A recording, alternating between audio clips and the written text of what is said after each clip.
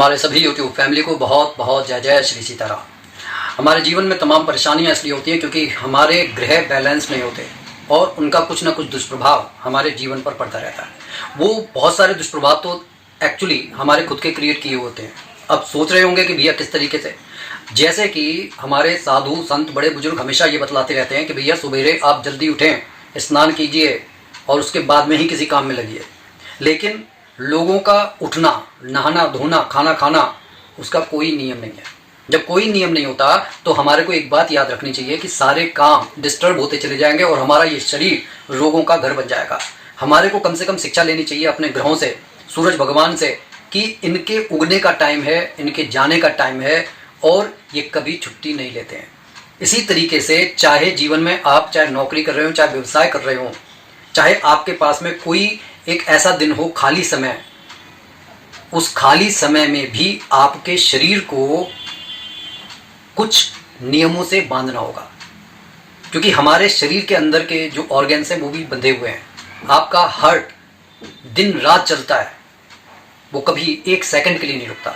आपकी श्वास प्रश्वास निरंतर चल रही है, ये नहीं रुकती। सोच कर देखिए कि अगर ये रुक जाएंगे तो क्या होगा, सब कुछ खत्म।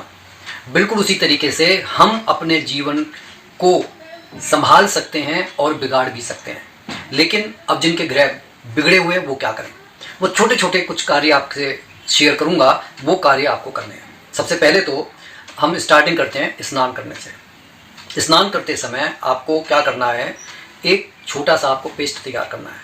पेस्ट आपको एक बार में तैयार कर लेना है। आपको बराबर बराबर मात्रा में चने की दाल और चावल, आपको इसको बराबर बराबर मात्रा में पीस कर रख लेना है एक डब्बे में। और जब आप स्नान करने के लिए जाएं तब उसके अंदर कुछ बूंदें आप दूध की डालें और उससे अपने चेहरे पर, हाथों पर, पैरों पर मालिश करके उसके बाद में आप साबुन लगाकर स्नान कर लीजिए। आप देखेंगे इससे आपके शुक्र, बुध और राहु सभी बैलेंस हो जाएंगे।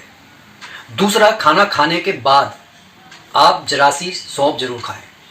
सौंफ खाने से भी आपके राहु ठीक होंगे और आपका बुध भी ठीक होगा। खाना खाने के बाद में आप जो है एक इलायची आप उसको खा लीजिए। खाने के बाद में वो आपको तरोताज़ा तो करेगी, साथ में उसके 5-10 मिनट बाद आप पानी पी लीजिए। आप देखेंगे कि ये छोटा सा प्रयास आपके जीवन में बहुत बड़े परिवर्तन लेकर आएगा।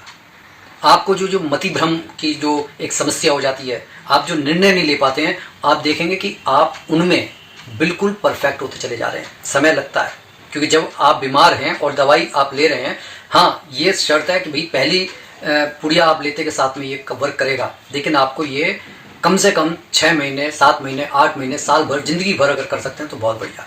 आप ये कार्य करके देखें।